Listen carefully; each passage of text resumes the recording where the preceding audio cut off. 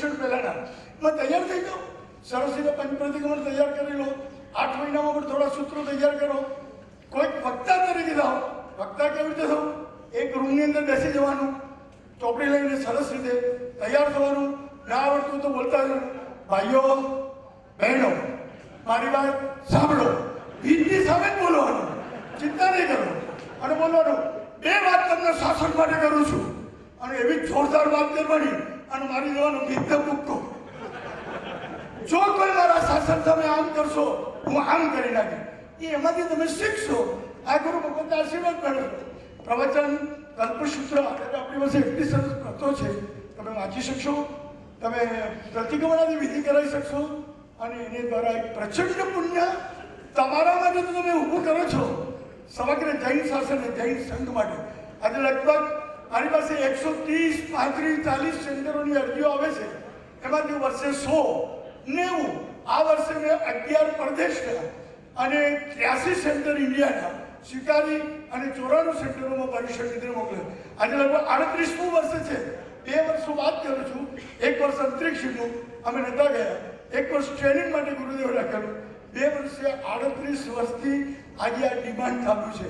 વિચાર કરો કે સંસ્કારની લોકોને કેટલી ભૂખ છે. અમને આવા ગુરુદેવો તૈયાર કર્યા છે. હવે આવી જાઓ મેદાનની અંદર. અમારે તો પેલો 5મા 6ઠા વાળો તપોવનનો બાળક છે ને, એ ત્યાં જાય.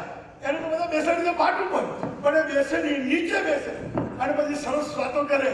અમારા ગુરુદેવ અમને શું તૈયાર કરે. 6ઠા વાળો છોકરો હવે અમારા 80 વર્ષના કાકા બેઠા એને પ્રવચન આપે. 6ઠા ધોરણનો બાળકો. આ તાકાત ગુરુ ભગવંતની છે. આશીર્વાદ મેળવીએ અને બધા તૈયાર થઈ જાઓ. આવતી સાલથી ખાલી અખિલ ભારતીય કે ગુરુદેવ નહીં, કોઈ પણ એલર્ટ ગ્રુપ દ્વારા, ભિવંડીના ગ્રુપ દ્વારા કે આપણા અખિલ ભારતીય દ્વારા કોઈ હાજી આ બધું વીઆર છે.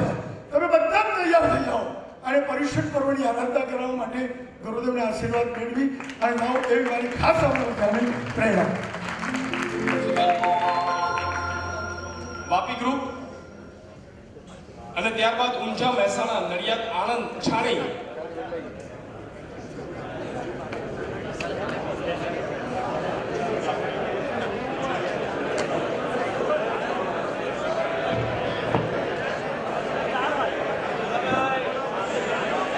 આચાર્ય ગુરુદેવના ચરણમાં વાપી ખોટી પડી.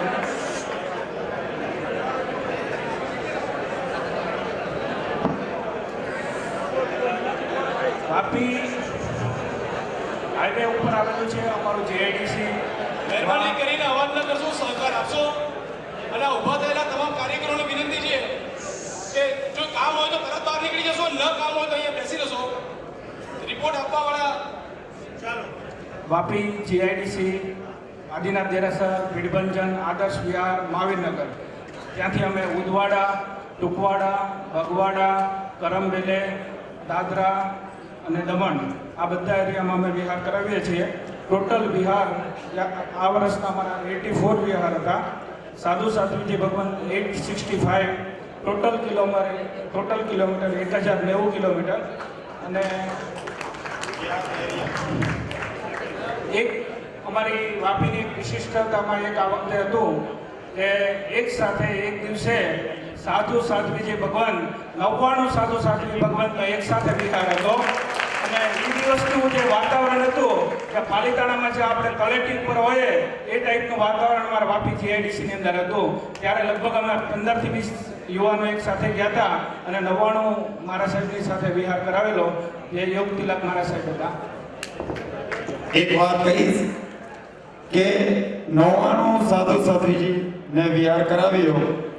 અમારા પાસે વિહાર સભ્ય ભલે ઓછા છે, પણ 10 વિહાર સભ્ય એવા બાહુબલી છે જે 50 બરોબર 1 છે. એટલે આપણે હિંમત હોય તો ગમે ત્યારે ગમે એટલા વિહાર આપણે કરાવી શકીએ.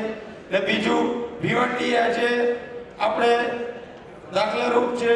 જેમ ભિવંડી પાયો નાખ્યો છે એમ ગુજરાતમાં સર્વપ્રથમ વાપીમાં વિહાર ને મારા સાહેબના પાવન પગલા પડ્યા. અમને જે નિશ્રા મળી, અમે જે આ લાભ મળ્યો, બહુ તે રીતે ભીવંડી પીએમ કહેવાનું ને વાપી સીએમ કહેવાનું. ભીવંડી કે ગુસ્સે વધતું ગયું, વાપી વધતું ગયું છે કે ઘટતું જાય છે? આજ પણ આખા ગુજરાતનું પહેલું ગ્રુપ વાપી છે. આજ એક પણ સાધુ સાધ્વીજી વિહાર ગ્રુપ સાથે થાય છે. હા એ અલગ છે. આ બોલો એના બોલો.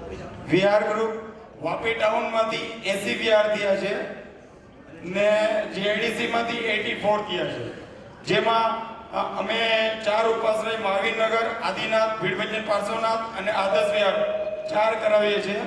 ને આ મારા સાહેબને આજે હમણાં અમને નિશ્રા મળી 19 વર્ષ પહેલા હાલારમાં અમે જ્યારે 3જી 4થી ભણતા હતા ત્યારે પણ વાંચતે ગાજતે 52 ગામમાં વિહાર કરાયો છે અને સ્કૂલ પણ ભૂલાઈ ગઈ હતી ને એવો અમને આ બીજી વાર નિશ્રા મળી છે ને અમને આવો લાભ મળ્યો છે ને આગળ અમને 3જી વાર મળશે ત્યારે અમે હજુ આગળ વધશું એવા આશીર્વાદ આપજો.